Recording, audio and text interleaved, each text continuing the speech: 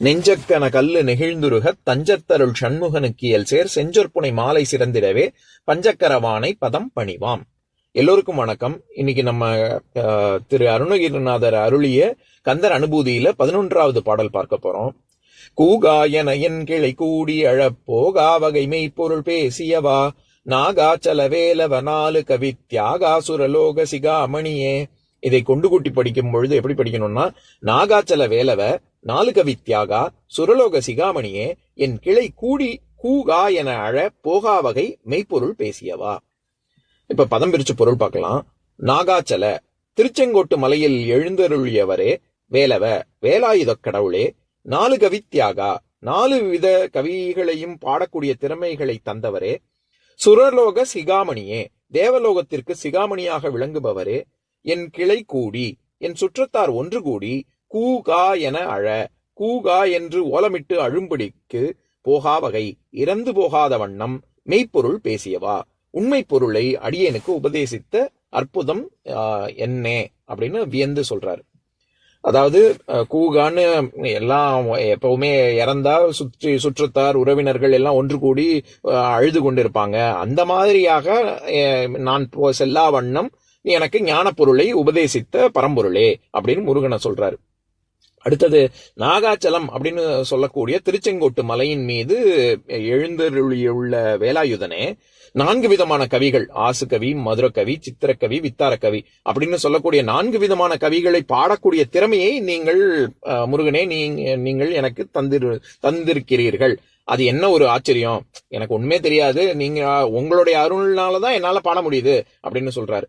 எப்பேற்பட்டவர் நீங்க? வானுலகத்து சிரோரத்தினமே, சிகாமணி அப்படின்னா சிகையில் சூட பொன்னம மணிமுடி அப்படின்னு சொல்றோம்ல, அந்த மாதிரி இருப்பவரே அப்படின்னு சொல்றாரு. இதுல இருக்கக்கூடிய சில நயங்களை பார்க்கலாம். நம்ம சென்ற பாடல்லையே பார்த்தோம்ல, கார் மாமிசை காலன் வரில் கலபத்தேர் மாமிசை வந்தே திருப்படுவாய் அப்படின்னு. அதாவது காலன் யமன் வருவதற்கு முன்னாடி, எரும மாட்டுல யமன் வருவதற்கு முன்னாடி மயில் ஏறி நீ எதிர்பட வேண்டும், அவன் முன்னாடி என்னுடைய இறுதி காலம் வரும்பொழுது நீ வர வேண்டும் அப்படின்னு போன பாட்டுல கேட்டாரு அப்படின்னு.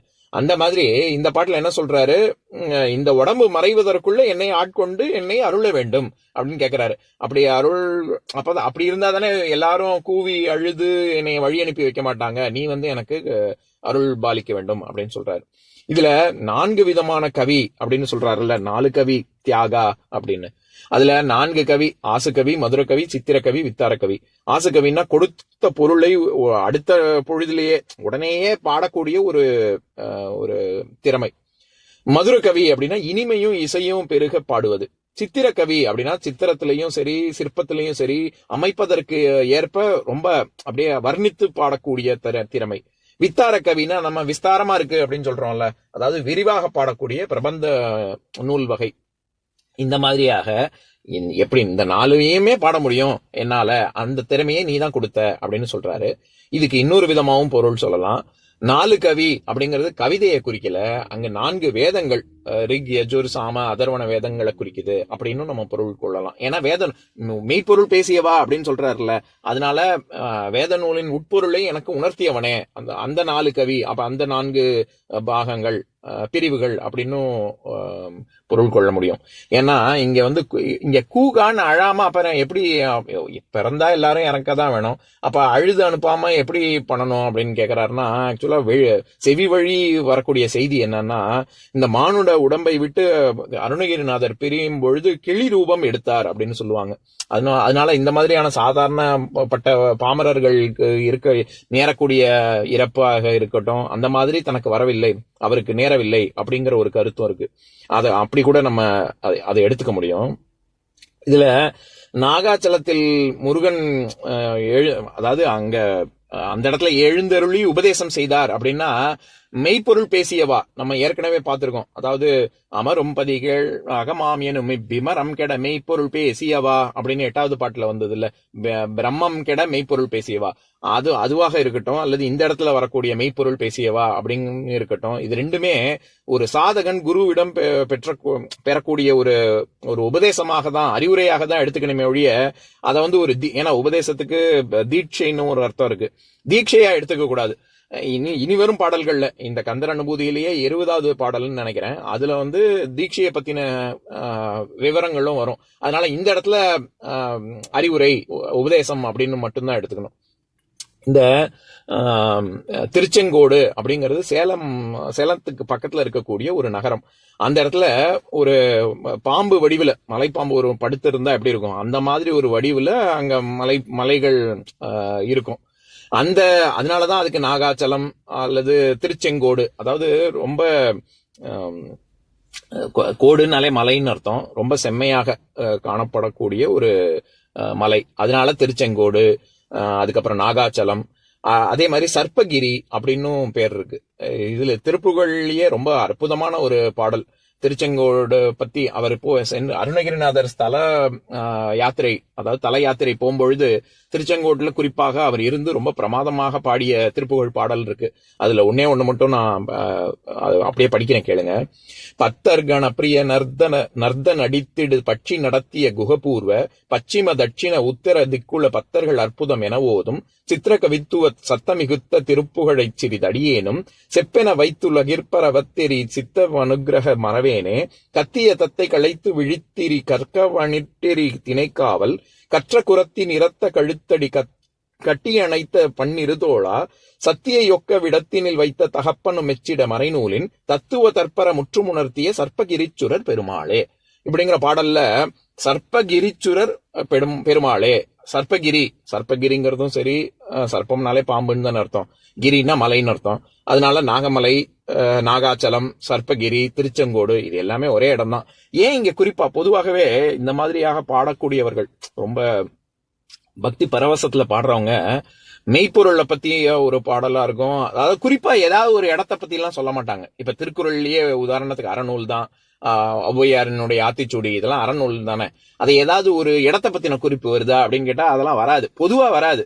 ஏன்னா அது ஒரு அறத்தை சொல்லக்கூடியது, அது எல்லா இடத்துக்கும் எல்லாருக்கும் பொதுவானது. இந்த ஒரு இடத்த மட்டும் சிறப்பிச்சு சொல்ல மாட்டாங்க. ஆனா இங்க ஏன் நாகாச்சலம் அல்லது திருச்செங்கோடு அப்படின்னு சொல்ற இடத்த ஏன் இங்க குறிப்பா அங்க சொல்றாங்கன்னா, அந்த இடத்துலதான் அருணகிரிநாதருக்கு ரொம்ப ஒரு உபதேசம் செய்த ஒரு இடம், முருகனே உபதேசம் செய்த இடம். அதனாலதான் அவர் இங்கேயும் தத்துவ தற்பர முற்றும் உணர்த்திய சர்ப்பகிரி பெருமாளே அப்படின்னு சொல்றாரு.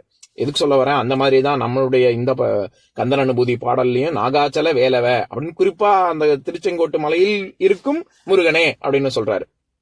அதுல 4 கவி தியாகா அப்படின்னு சொல்றாரு. என்ன தியாகம் அப்படின்னா, முருகன் அவருடைய அருளாலதான் இவர் பாட முடியுது அப்படின்னு அந்த கருணையத்தான் அவர் தியாகம் அப்படின்னு சொல்றாரு. சுரலோக சிகாமணியே அப்படின்னா, சுரலோகம்னா தேவலோகம்னு அர்த்தம்.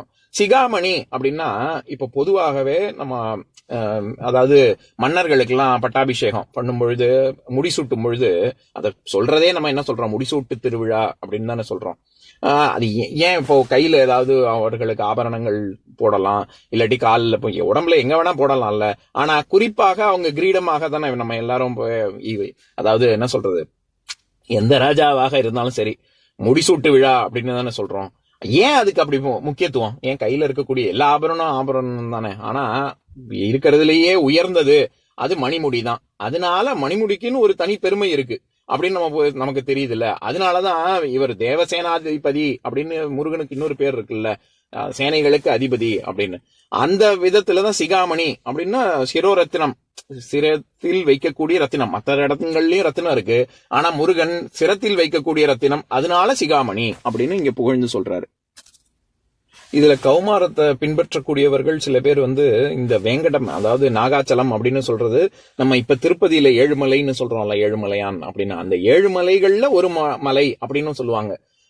கந்த புராணத்துல கூட அதுக்கான குறிப்பு இருக்கு. பண்டு தான் தங்கியிருந்த வேங்கடமலை அப்படின்னு சொல்லி வரி வரும். இளங்கோவடிகளும் சிலப்பதிகாரத்துல சீர்கெழு செந்திலும் செங்கோடும் வெண்குன்றும் ஏரகமும் நீங்கா இறைவன் கைவேலன்றே அப்படின்னு சொல்லியிருப்பாரு. அதனால அங்க இந்த திருச்செங்கோடு மலையில 7 மலையில ஒரு மலை அப்படின்னு சில பேர் சொல்லுவாங்க. எப்படியாக இருந்தாலும், அது எந்த மலையாக இருந்தாலும் சரி, நம்ம கருத்தை சொல்ல வர்ற கருத்து இதுதான். அங்க உபதேசம் செய்தவரே, அப்படின்னு சொல்றாரு. இதுல இதே மாதிரியான குறிப்பு திருப்புகழ்லயும் சிவனார் மனம் குளிர உபதேச மந்திரம் இருசெவி மீதிலும் பகர்செய் குருநாதா அப்படின்னு இன்னொரு இடத்துல சொல்லியிருப்பாரு. அது என்ன இருசெவி மீதிலும்? இப்ப யாராவது நமக்கு சொல்றாங்க அப்படின்னா, இப்ப ரகசியம் சொல்றாங்கன்னா ஒரு காதுல அப்படி வச்சுதானே சொல்லுவாங்க. அது இரு செவிகள இருக்காது இல்ல. ஆனா ஏன் இருசெவி மீதிலும் பகர் செய்யும் குருநாதா அப்படின்னு சொல்றாருன்னா, முருகனுடைய உபதேசம் கேட்க திகட்டாதது, அது மருந்தானாலும் விருந்து போன்றது அப்படிங்கிற ஒரு கருத்து கொண்டதுனால ஒரு முறை கேட்டா பத்தாது, சிவனுக்கே மற்றொரு காதையும் காட்டுறாரு, 2 காதுலயும் சொல்றாரு அப்படிங்கிற மாதிரி ஒரு நயம்பட சொல்லியிருப்பாரு. இப்ப நம்ம சத்சங்கத்திலேயே கேட்கும் பொழுது நம்ம காது குளிர கேட்கிறோம், மீண்டும் மீண்டும் கேட்குங்கிற ஒரு ஆர்வம் வருது இல்ல, அந்த மாதிரி சிவனுக்கு ஆர்வம் வந்தது அப்படின்னு ரொம்ப ரொம்ப புகழ்ந்து முருகனை ரொம்ப போற்றி சொல்கிறார். இப்ப நான் பாட்டை இன்னொரு தடவை படிக்கிறேன், கேளுங்க. கூகாயன என் கிளை கூடி அழப்போகாமே வகை மெய்ப்பொருள் பேசியவா நாகாச்சல வேலவ 4 கவி தியாகா சுரலோக சிகாமணியே. இன்னொரு நாள் இன்னொரு பாடல் பார்க்கலாம். உருவாய் அருவாய் உளதாய் இலதாய் மறுவாய் மலராய் மணியாய் ஒளியாய் கருவாய் உயிராய் கதியாய் விதியாய் குருவாய் வருவாய் அருள்வாய் குகனே.